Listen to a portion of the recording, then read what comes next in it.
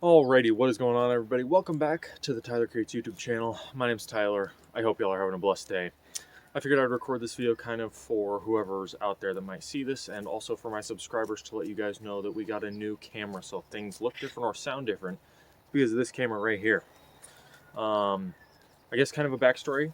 When I first started my YouTube channel, for many of you that don't know, I recorded with a Canon G7X Mark II, one of the best all-time vlogging cameras, 1080p, 60 FPS.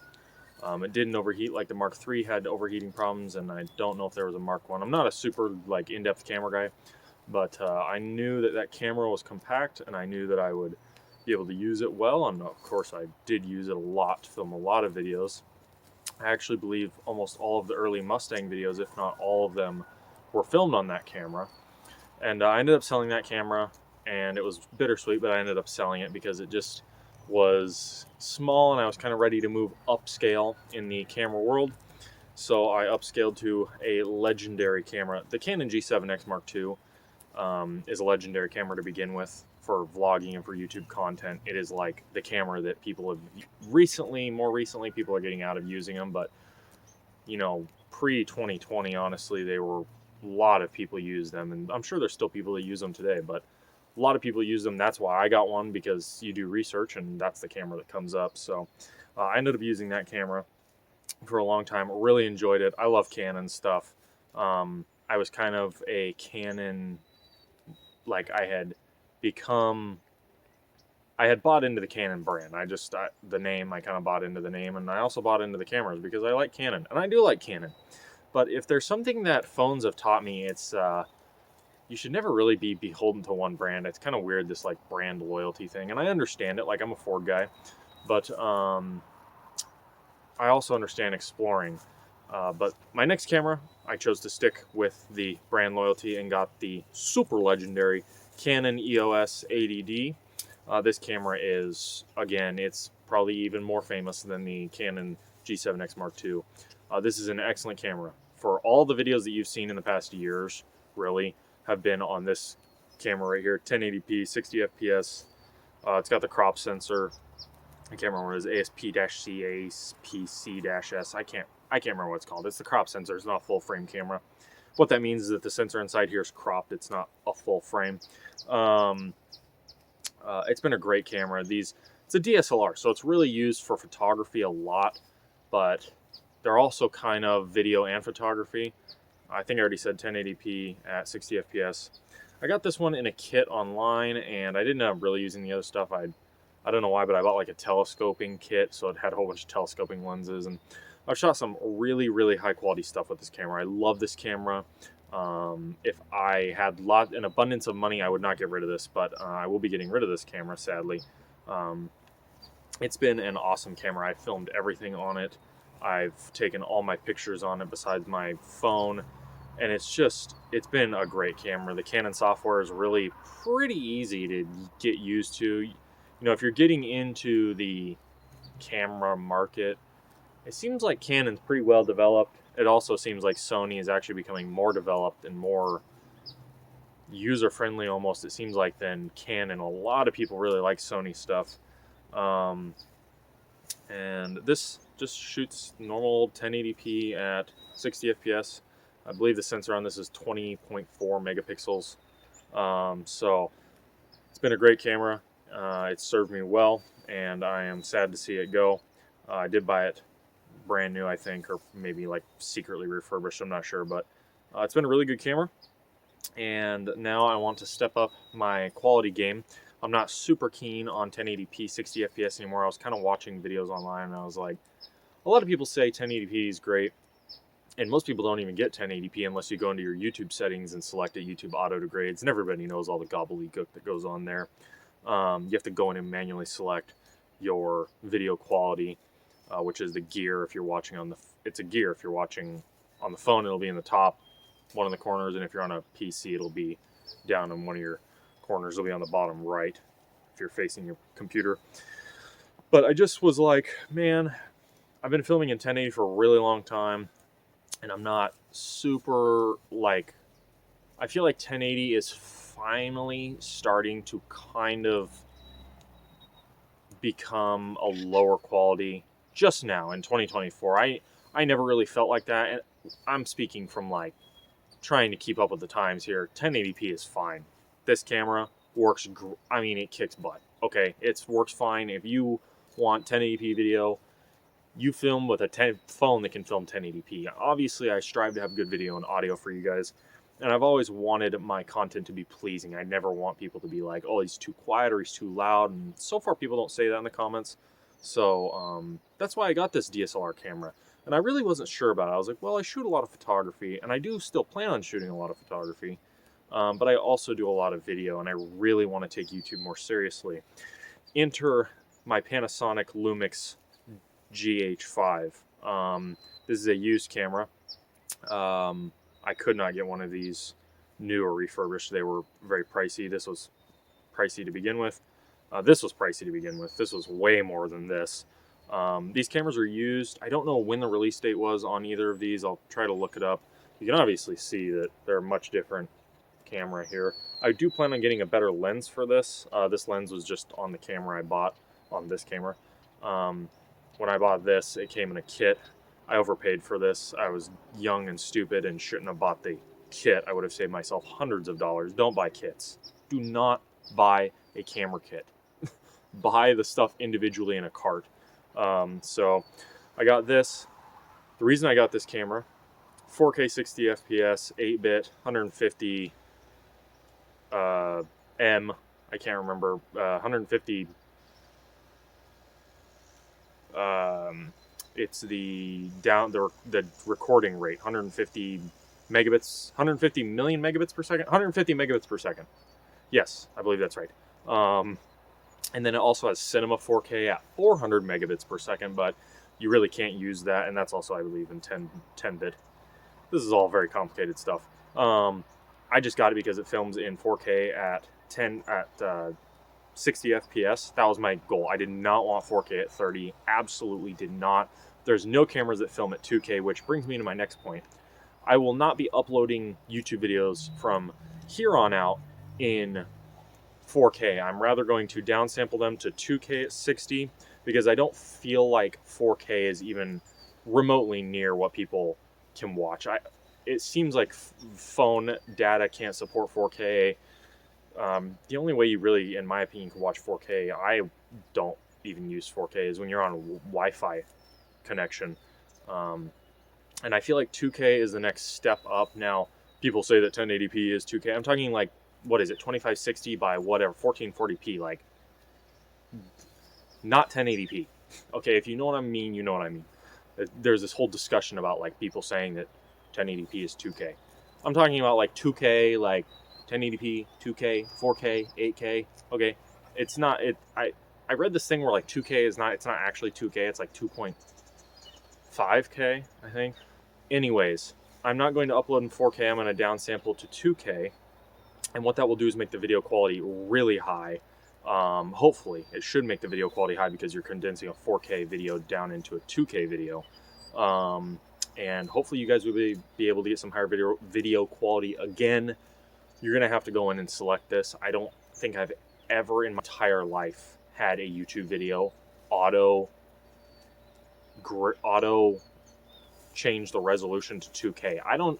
It barely changes it to 1080p. So you'll have to go in and do that manually.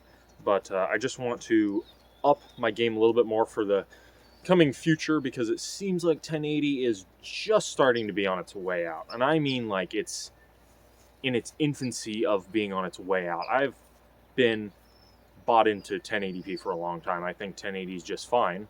I'm not saying it's like a bad quality, but it's starting, like, it seems like most monitors, most phones, most things within the past many years, really, probably over 4, have been able to display stuff that's much higher quality than 1080, or they display a 1080p that has a really high quality, like pixels per square inch dealio, something like that. So I don't like super know what I'm talking about here, but yeah, I got this used. It's missing its little camera cover here. You can see it's missing this thing here. This is it. The SD card cover, the like stuff here is coming up. You can get whole part, like you can get the whole outside for this, and I'm assuming you can get it for this too. This camera is basically brand new. I really, really, really have babied this camera. I am a firm believer in taking care of stuff, and most people film on GoPros, most people film on their phones, but the benefit of filming on a camera like these is the sensor, which is what takes in the light of your image. On a phone and on a, I don't know what they are on GoPros, but on a phone, I mean, it's tinier, like maybe a 1/4 inch. I don't even know what it is on a phone. Whereas these are like the sensor on this thing's huge here. This is the sensor on the Panasonic. This camera is called a MFR, Micro Four Thirds sensor. So it's like the small, I think it's one of the smallest sensors you can get, but that's the sensor right there. You can see the size compared to my finger. Whereas a smartphone camera sensor is going to be like, it's going to be really small. This sensor is bigger or smaller by quite a bit than this sensor. I don't actually know how much Micro Four Thirds is smaller than whatever crop sensor this has. But the downsides for this is low light. These do seem like have some tracking issues. It doesn't seem like in the little bit that I've recorded it has any issues. I'm currently filming 4K on my brand new scam phone that I got. I got scammed. Shocker. I bought an old flagship LG V60 ThinQ online. I'm not going to say where it was from. And it turns out that it was a Frankenstein or like fake refurbished V60 because you can't actually get new ones anymore. It's a very old phone. But my phone is on the way out, my S20 FE, so I decided to upgrade to this. Supposedly the video quality on this should be great. So the one thing with my phone that it doesn't do, obviously, is I can't see myself, whereas both of these cameras have flip out screens. So you can see yourself. Like when I'm filming, I can look at myself and make sure I'm in focus, make sure the camera hasn't shut off, make sure like I'm filming nothing. It's very, very nice to have. I would have liked to have got a nicer condition one, but I'm very thankful for what I was able to get. This is it was a very good price, and from doing literal days of research online, this is basically the cheapest 4K 60 FPS camera you can get. There's lots of 4K 30 FPS cameras, and there's also lots of 4K cameras that aren't great quality 4K. Like anything in life, there's different qualities. So you have like good quality 4K, and then you have like awful quality 4K.